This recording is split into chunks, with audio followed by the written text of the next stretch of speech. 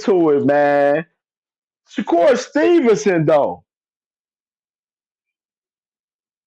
I'm gonna talk about him first. What's next for Shakur Stevenson? What's next for Shakur Stevenson, bro? Like that's what I want to know. Like Shakur Stevenson, of course, Javier Herrera, he got a 6 round knockout in his fight last week. And of course, he's on record, calling out Shakur Stevenson, talking about he won't smoke with Shakur Stevenson, talking about he had killed Shakur Stevenson and everything, man.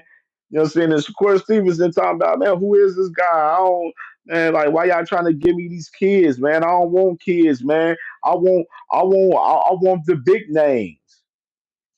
I'm just looking at the landscape for Shakur Stevenson at 135 for us, the WBC sanctioning rankings, man. And I mean, of course, you got Williams to pay the fighting Tevin Farmer next Saturday. That's gonna be a big fight. That's gonna be a big fight for sure. Man, all things we gonna get there. We gonna get there. Williams Zepeda, of course, he's the interim champion. He's the mandatory for Shakur Stevenson for the WBC. Andy Cruz at one, not going to happen. Even though that will be an easy fight to make because Andy Cruz is on Matchroom and he is an Eddie Hearn fighter. But Eddie Hearn is on record right now saying that he wants Andy Cruz to fight Keyshawn Davis immediately. He want him to fight him immediately. He want that fight right now. He tired of Andy Cruz and Keyshawn waiting on this fight. He wants the fight right now. And we're gonna get to talk about Keyshawn shortly after Shakur real quick. But Andy Cruz, we know that fight ain't happening. Tevin Farmer, interesting. If Tevin Farmer was to beat Williams Zepeda and they was to decide to be like, oh, let's give Tevin Farmer a shot at Shakur. I wouldn't mind that fight, but at the same time, it's not going to be a great fight to watch per se, due to both of their styles, both of them being like skillful boxers. You know what I mean? It wouldn't be a, a real joyful fight to watch, but it'd be a good fight for Shakur if he was to have that fight. Um, Ricardo Nunez is at three. We know that ain't happening most likely for sure. Sam Noakes, that's a guy that people didn't threw out his name and stuff. Yes, he has undefeated record and he has a lot of knockouts, but Shakur, no. Frank Martin's at 140 now. Joe Cordina's at six. Right here, Joe Cordina. I'm gonna say this, and I said this the other day on my live with my boy Doobie's Ring, man. If Joe Cordina and Shakur was the fight, bro, I would be highly upset, bro. It'll even more assure me that when Shakur was at 130, because if you go back, look at interviews from, like, type in Joe Cordina on Shakur Stevenson. You can go back and look at interviews on Joe Cordina talking about Shakur Stevenson when Shakur was at 130, where he was calling out Shakur when he was at 130. And that's why I say how ironic Shakur Stevenson, he denies and not take the one fight deal fighting Tank Davis last November, ends up signing a multi-fight deal with Matchroom Boxing and Eddie Hearn. And his first fight on the deal was Joe Cordina. After years of Joe Cordina calling Shakur Stevenson out and Eddie Hearn talking about trying to make that fight happen, and Shakur was welcoming on that fight. The first fight on the deal was Joe Cordina. And just looking at the landscape, man, let's go ahead and get it out the way. All of the talk about Shakur Stevenson with Gary Tom Russell, because Gary Tom Russell went on an interview talking about he'll move down to 135 to fight Shakur Stevenson. It's not happening. So y'all can kill that. It's not happening. Gary Tom Russell possibly is going to have a rematch with Alberto Puello, possibly on the Tank card June 21st. That's a possible fight that could be on that fight on that card. and they'll be unifying the WBC and the WBA titles at 140 if that fight happens with Gary Anton Russell and Alberto Puello. So that go ahead and take him out of the scenario. Teofimo Lopez. Shakur calling out Teofimo Lopez because Teofimo Lopez been trashing him. And I'm gonna end up doing a video about that too. Um, yeah, Teofimo Lopez talking, basically saying that Shakur's resume is trash. Man, he should move down in a lower weight class. He been trash at 135. He don't look the same and stuff. He got brittle hands. He dog walked Shakur the other day. Shakur he gets mad. And he said that Shakur should fight Hedier Herrera. And Shakur gets mad and says that he wants to fight Teofimo Lopez. Go ahead and map that fight out. Sh- Teofimo Lopez got a fight in May 2nd, and right now he's currently like in a whole like 140, 147 tournament right now among like Ryan Garcia, Devin Haney, Boost Ennis right now.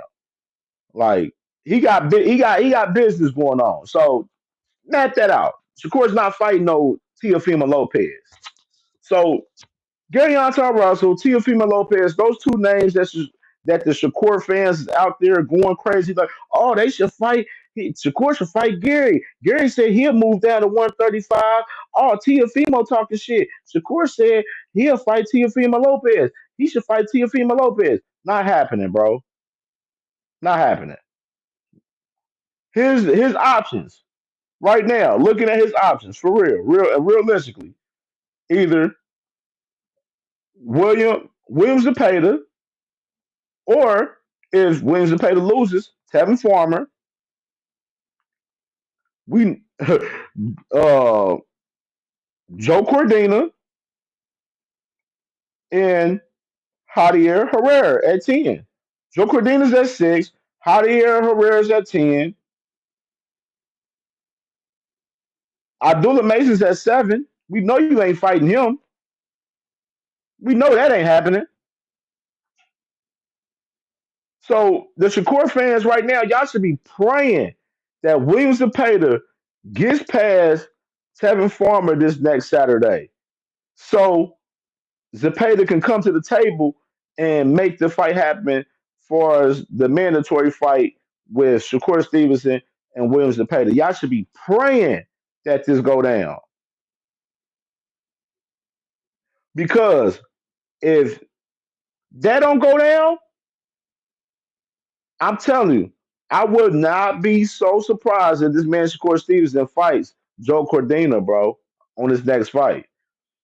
Crazy. It would be nasty work. And I'm just looking at the whole rest of the landscape at 135. What other names that would make sense for Shakur to fight? We know he ain't fighting Kid Austin. That's not happening. We know Shakur ain't fighting Tank because Tank got Lamont Roach business June 21st. We know you ain't fighting Lomachenko. We know you ain't fighting Keyshawn. You said you and Keyshawn want $200 million to fight each other, which is nasty work in a sense because nobody's not paying that to you guys. So that ain't happening because y'all being fake brothers. So I mean, looking at who else? We know you ain't rematching Edwin De Los Santos. We know that ain't happening. You running from that fight, which that's the fight he should be trying to make happen, to be honest. He should be running it back. But this man that befriended Edwin De Los Santos now too. Why should Core be friends with all of these guys, man? I wanted to talk about that. Why is do y'all notice that this man Shakur literally he literally be friends with all of these guys, sparring with these guys, hanging out with these guys, having lunch and dinner with these guys. And then when it comes to fighting him, he said, "Oh, that's my brother, man. I don't want to fight him. I can't do that with him, man. I never fight him." Did the same shit with Keyshawn. He doing the same shit with Raymond Ford right now. Tried the same shit with Lamont Roach talking about when they both was at 130 and stuff. He like back like a couple years ago. Oh man, it'd be weird if we fight, man. It'd be weird if we fight, man. We cool for real, man. But we can line it up. Now Tank fight the nigga. He want to be like, as a mom, we can. If Tank don't give you the rematch, we can fight now. And it goes back to the whole Tank resume shit that I still never understand with you guys. Where y'all be saying Tank ain't got no resume. He ain't fought nobody in his resume. When all of these guys, all of his contemporaries, want to fight the guys that he's fought or beat. So that's a whole nother story. But back to Shakur. I'm trying to really understand why you be friends with all of these guys. Like you try to with Abdullah Mason. Abdullah Mason said, only people I ain't fighting is my blood brothers, my the Mason brothers. Those are the only guys I ain't fighting. Everybody else ain't exempt.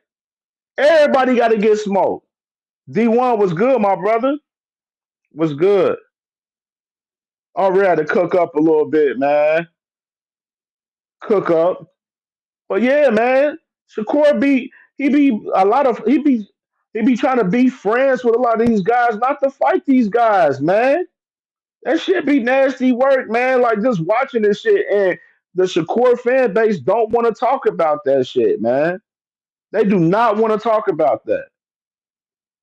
A lot of fans ain't peeping the play from Shakur. This man is being friends with a lot of fighters, so he won't be able to fight these guys.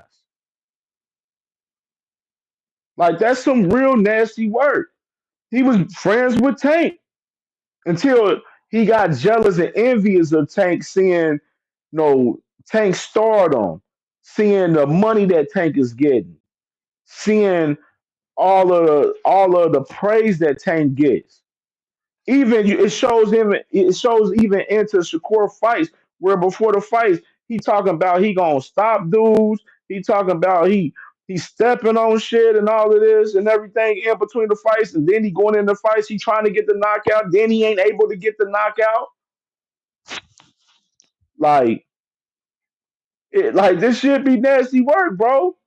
A lot of these guys want to be Tank, man. That's why they hate and slander his name to try to make themselves look good. They always sit up there, they promote themselves off of Tank name every time when they have a fight. Every time Tank ain't available, they always screaming out Tank, Tank, Tank, Tank, Tank, Tank. Their careers is based around Tank. This whole boxing shit for these guys revolve around Tank Davis, man. Real shit. Over promising and under delivering. Exactly, D1. That's all Shakur be doing, man. He always telling us he gonna do this and do that, and he never does it. When Tank say he gonna do this, he does it. That's the difference. Keyshawn recently, he's saying I'm gonna step on this dude, I'm gonna stop dudes. He doing it. Shakur the only one that ain't doing this shit, and we ignoring it. We talk all the Shakur fans talking about what Shakur has done at 126 and 130, but they don't want to talk about what he has done at 135. Shakur ain't did shit at 135. He ain't look good at 135 at all. What fight can we say Shakur look good at 135 for real? Yoshino? Really? What we gonna say? Josh Padley right there? Because I wasn't impressed with Josh Padley's performance, and a lot of people wasn't as well. We damn sure know that Edwin De Los Santos wasn't a great performance. That was one of the worst fights in 135-pound history. Through the less the most the least punches in a 135 championship fight between Shakur Stevenson and Edwin De Los Santos. The autumn fight, lackluster, had the chance to stop him and put the pressure, but he couldn't cut off the ring. He telling the guys after the fight he got to work on cutting off the ring. He apologizing to the fans. Then after that, he'd go back there and say, "Fuck the fans." And y'all as fans be jacking this shit. Y'all be jacking this shit Shakur be doing. Shakur is moving exactly like Devin Haney, bro. Promoting off a Tank name, saying he gonna do this and do that and don't do it. Can't sell. He's not a draw. He ain't never been on pay per view. And this man talking about he want high leverage to fight Tank Davis. Talking about they need to respect him for what? You ain't did shit. You getting booed all over the place. You got booed in Vegas on a Thursday night. You got booed at your hometown in Jersey. You got booed in Saudi Arabia after you stopped Josh Padley. Like, what are we talking about here? What are we talking about? Like, what's Shakur gonna do? Like, what's next for Shakur? If he fights Joe Cordina, bro, I'm telling you, it's going to show even more that Shakur values money and easy fights more than he values these big name and big money fights. The main thing about Shakur Stevenson, what it looks like to me, in my opinion, that he looks like he wants to fight easy fights for big money. That's the reason why he signed over there to Matchroom. Just like Canelo, when Canelo was over there in the zone, he was fighting those European guys. They were easy fights for big money. And the crazy part about it, Shakur only made 2.2 million fighting Josh Padley. If he would have stayed over there and re-signed with Top Rank, he would have got 5 million per fight. And he's saying that was the biggest money he fought for in his career, 2.2 million versus Josh Padley. I wonder what the mother checks look like now. And it's nasty work for you to go away from where the smoke is at. All the 135 smoke is at Top ranking PBC. You went totally away from it so you can be over there at Matchroom to fight Josh Padley and Joe Cordina. You begging for Williams to pay the fight.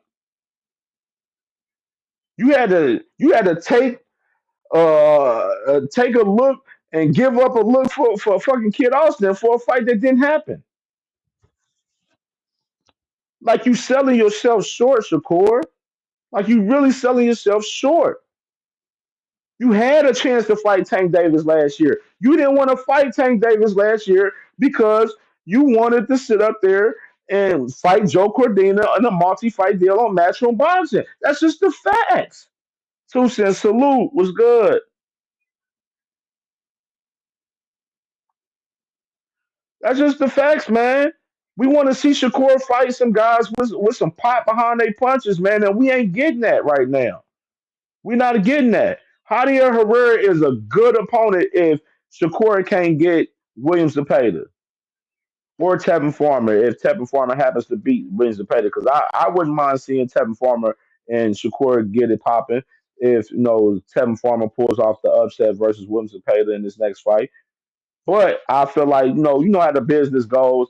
If it's a close fight coming down to decision, they gonna probably give the nod to Williams to pay of course. You know what I mean? Because that's their guy. You know what I mean? So I got Williams to definitely winning next week in this fight. But I'm definitely locked in and ready to watch that fight with Williams to and Tevin Farmer next week for sure. But I will say for us, Shakur, you know what I mean? Like back to him, just saying in general, if you can't get that Williams to we don't want to see Joe Cordina, man. I would like to see Javier Herrera. That I would like to see it. Ain't nothing wrong with it. I think you'll win the fight. You know what I'm saying? Go ahead and take the fight, beat the man down, you know what I mean, and move on and try to, get ready for, a fight with no Tank if he's available for us 2026. Because we already know you're not going to fight over two times. You already said it in your interview. You're only going to fight two times. You already fought once. So go ahead and get this Javier Herrera, this allegedly last fight on the deal, and we'll see from there. Yeah, 2 cents. He not fighting tough comp until his hands are better. Facts. And he got to figure, and that's the most of all. He got to figure his hand situation out. He already on record saying that he don't want to fight Tank Davis until his hands is 100% healed. So he definitely got to figure that situation out for sure. Definitely, definitely. And I just want I like Shakur for sure. I just I don't like how Shakur has been moving for us. you know, doing a lot of, you catching him in a lot of contradictions, a lot of lies, and he's not moving, you know, humbly as he used to. You know what I'm saying?